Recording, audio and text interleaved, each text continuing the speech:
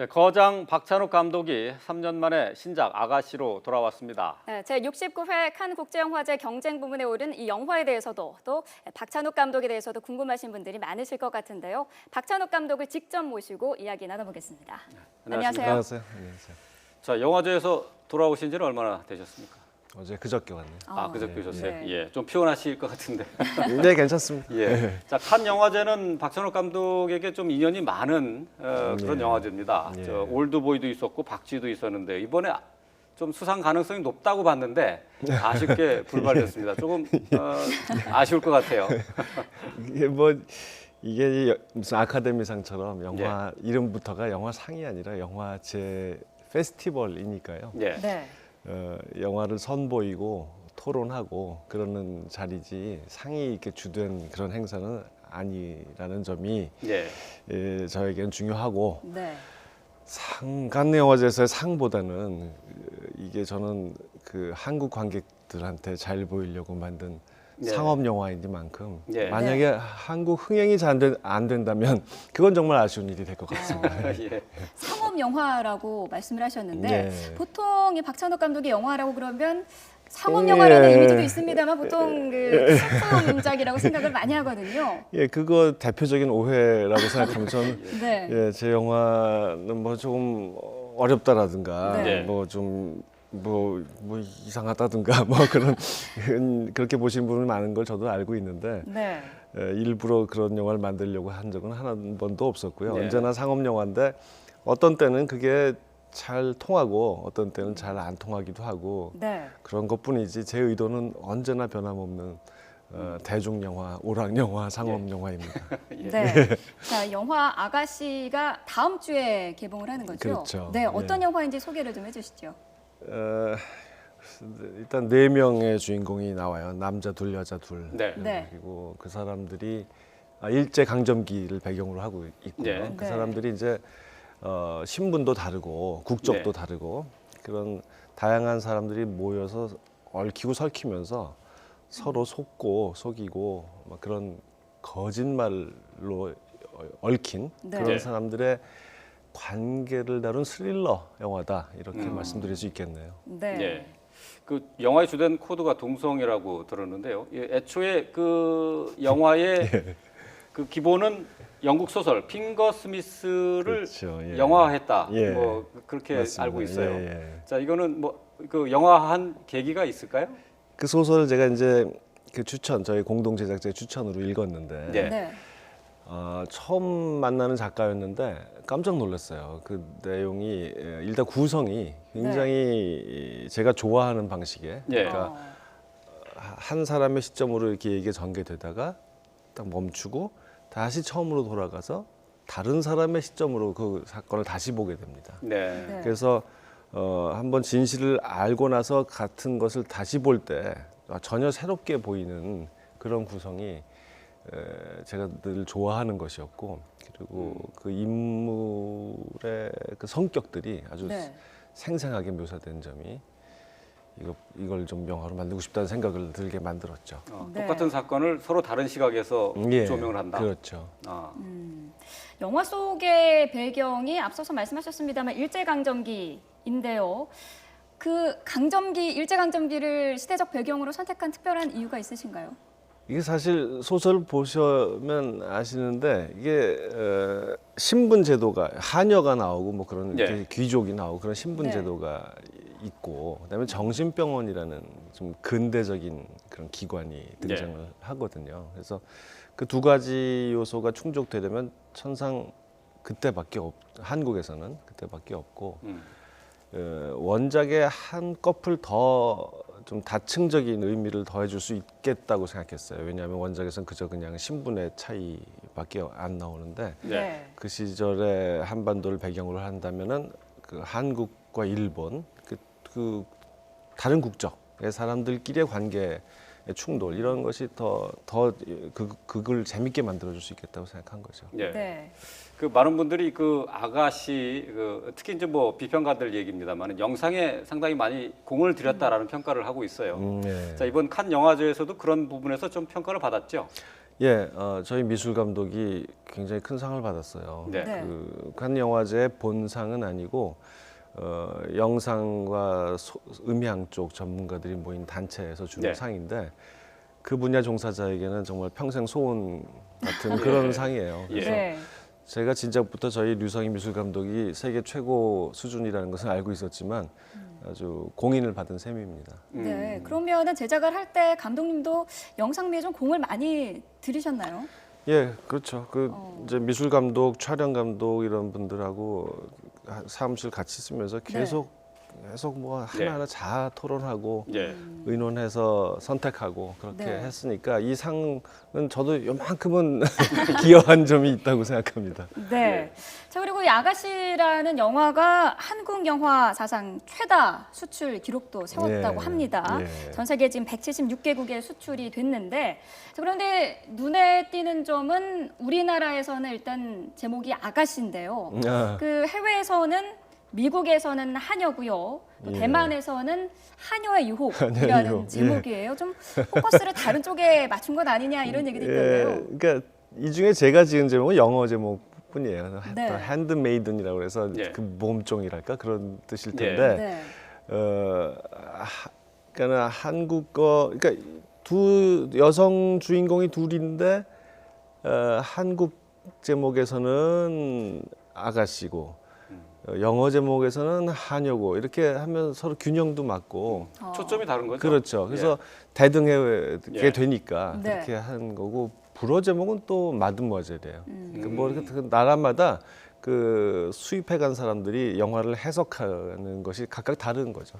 그러면 그렇게 제목을 정하는 거에 대해서 그 원작, 그 감독의 의향이라든지 그런 거는 물어보지 않아도 되는 건가요? 그거는 뭐 그 사람들 그 각자 자기 시장을 그 사람들이 제일 잘하는 거니까 네. 맡겨둬야죠. 네. 예.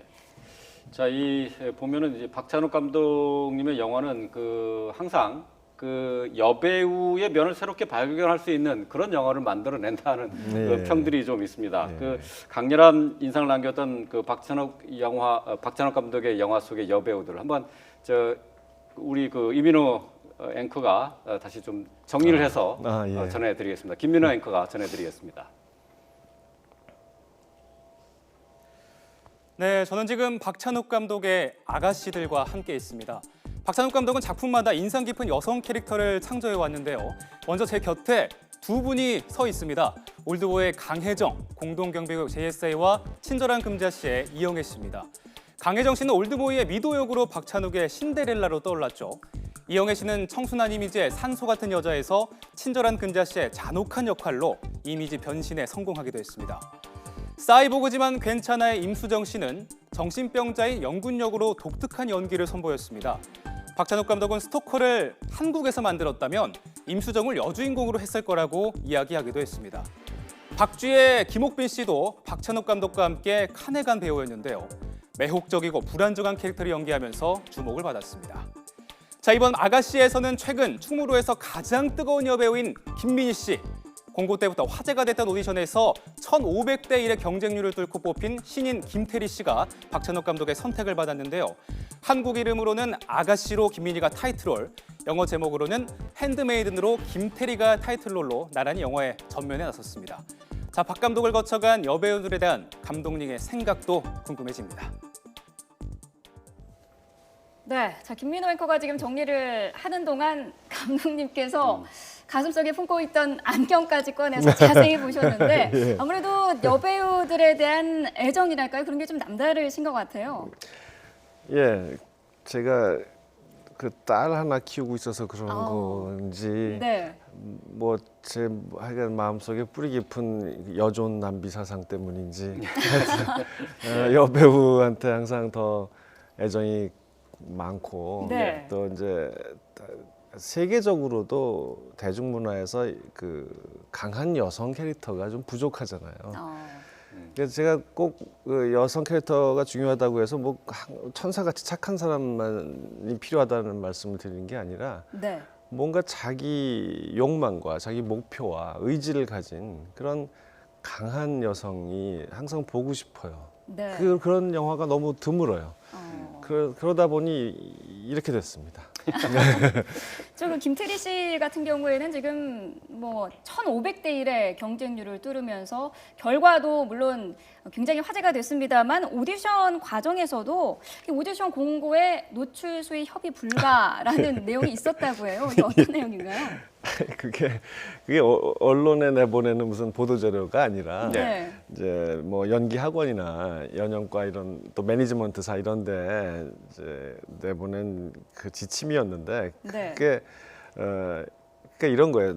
나중에 와서 막 그 다 심사해서 뽑아놨는데 네. 그 딴소리 하는 사람이 가끔 생기거든요. 네. 그래서 네. 글자 그대로 그렇게 하겠다는 게 아니라 각오를 단단히 하고 오세요라는 그런 뜻으로 별거 아닙니다. 네. 네. 자, 그 영화 속에 그러면 김태리 씨 앞으로 배우로서 가능성 어떻게 보세요? 예, 뭐 창창하다고 생각합니다. 왜냐하면은 예.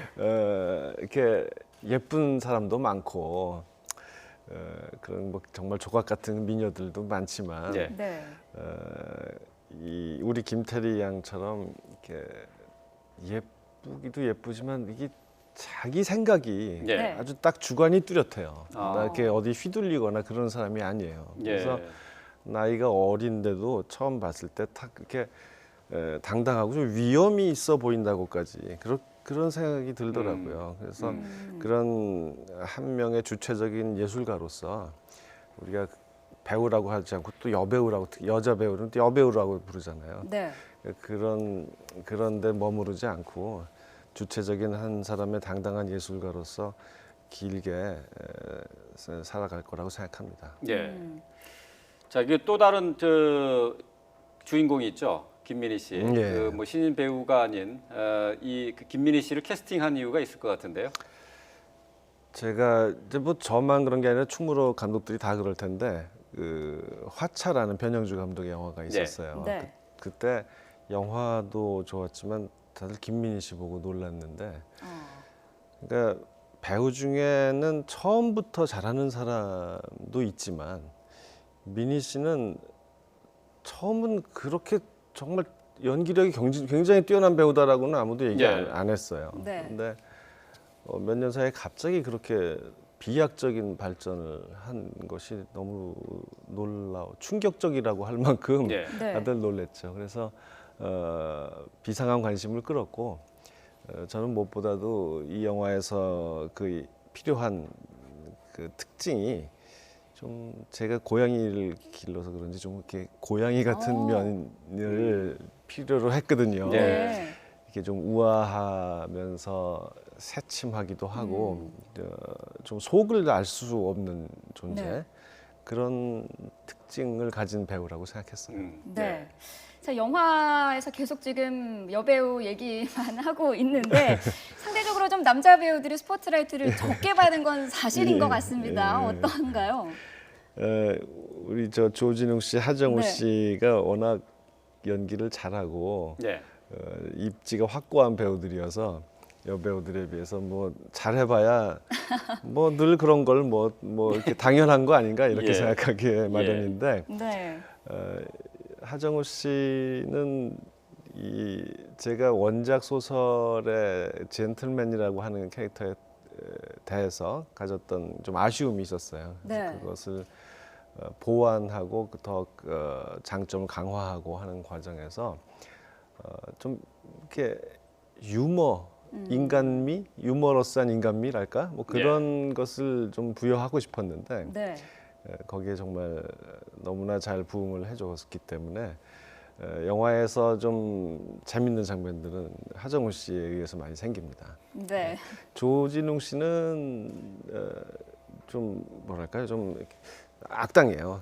그래서 좀 약간 변태적인 면도 좀 있고 그런 캐릭터인데 네. 그것을 굉장히 좀 깊이 있게 표현을 해냈다고 생각해요. 예. 제가 식민지 시대의 친일파로서 그리고 상류사회 돈을 많이 벌고 또 많이 배운 사람의 그런 친일파의 내면이 어떤 것일까 나름대로 한번 창조해본 캐릭터인데 네. 그것을 아주 아주 독창적으로 해냈습니다. 네. 네. 박 감독님의 작품 가운데는 좀 잔인한 장면들이 좀 많이 나와서 불편해하는 관객들도 좀 있어요. 이번 영화도 역시 좀 잔인한 장면들이 좀 있죠? 있는데 예전에 전에 제 작품들에 비하면 약과합니다. 그래요? 예, 뭐 예. 이렇게 많이 순화하셨나요? 예, 그뭐좀 무시무시할 것 같은데 막상 그 부분은 잘 안 보여줘요. 아, 그래요? 이게 카메라는 다른 데 갑니다. 네. 오히려 더 걱정 그게 더 말고. 공포가 되는 거 아닌가요? 예. 자, 뭐 그 잔인한 장면 가운데 하나가 그 절단이라고 하죠. 절단 예, 장면인데 예. 그런 부분도 이번 작품에 있는 거죠. 예, 있는데요. 전의 작품들에 비하면 애교 수준이죠. 예. 네. 예. 자. 알겠습니다. 자, 전작들과 뭐 비슷한 부분도 분명히 있을 것 같고요. 뭐 아가씨만의 차별화된 그런 부분도 있을 것 같은데 어떤 게 있을까요? 주인공이 4명이고 네. 그 사람들을 하나하나 좀 정성껏 보살피느라고 상영 시간도 좀 길어졌는데요. 네. 그게 이야기가 늘어져서 그런 게 아니라 그 4사람 성격을 잘 묘사하느라고 그렇게 된 거니까 보시기에 전혀 지루하지는 않으실 것 같고 몇 분 정도 되죠? 2시간 2시간 24분 예 그리고 참 대사가 많은 영화예요. 예. 네. 정말 이번 영화에는 말의 재미, 묘미 또 일어도 나오고 한국어도 나오는데 예. 그것이 이렇게 바뀔 때의 재미 또 요즘 사람들이 말하는 것과는 좀 다르게 이렇게 둘러 말한다든가 또는 이중적인 의미를 담는다든가 또 이렇게 격식을 차려서 점잖게 표현하지만 들어있는 내용은 전혀 딴판이라거나 하는 네. 식의 그런 대사의 재미를 좀 주려고 많이 노력을 한 것이 그 전 영화들 제가 만들었던 예전 영화들에 비하면 많이 다른 점이죠. 예. 감독님 뭐 이전에 그 언론과의 인터뷰에서 아가씨 이 작품에 대한 애정을 많이 표현을 하셨어요. 예. 이전 작품과 특별히 다른 느껴지는 의미가 있을까요? 제가 이제 10번째 장편 영화예요, 딱. 네. 그래서 그런지 좀 전하고 많이 다른 기분이 들고 또 미국 영화를 한 편 하고 돌아와서 오랜만에 한국 영화를 하니까 더 현장이 즐겁고 행복했고요. 예. 네. 그리고 후반 작업 이게 좀 이렇게 귀족 집안 얘기고 하다 보니까 이제 세련되고 우아하고 막 고급스럽고 그래야 되잖아요. 네. 그런 영화를 만들려고 하니 좀 훨씬 공을 많이 몇 배로 들인 것 같아요. 더 후반 작업도 오래 걸렸고 네. 아주 아름다운 무슨 크리스탈이나 보석 공예품을 예. 만든 그런 기분으로 만들었습니다. 예. 네. 감독으로서 명성을 떨치시기 전에 평론가로서도 명성을 날리셨는데 예. 그 본인의 이번 영화 아가씨에 대해서 평가를 보신다면 어떻게 할 수 있을까요? 아이고 제가 글쎄요. 스릴러는 스릴러인데 예. 네. 아름다운 스릴러다라고 할까요? 그러니까 보통 저렇게 좀 약간 어울리지 않는 예. 표현이잖아요. 스릴러 영화가 아름답다는 게. 근데 그럴 수도 있다는 것을 예. 아마 확인하실 수 있을 겁니다. 예. 네. 자, 감독님 이제 말씀을 시작하기 전에 간단하게 아가씨를 뭐 상업 영화다 이렇게 예. 말씀하셨어요. 그러면 이제 그 기대되는 흥행 수준이 있을 것 같은데 한 어느 정도 기대하십니까? 1000만 영화는 전 꿈도 안 꾸고요. 이거는 저 청소년 불가 영화라서 예, 예. 네. 절반만 됐으면 딱 좋겠습니다. 예, 예. 어쨌든 뭐 그 저 거장이신 우리 박찬욱 감독님 뭐 물론 칸 영화제에서 수상을 하셨으면 더 좋았을 텐데 국내에서 관객들에게 더 높은 평가를 받기를 바라겠습니다. 네, 고맙습니다. 예. 오늘 나와주셔서 고맙습니다. 예, 고맙습니다. 안녕히 계세요.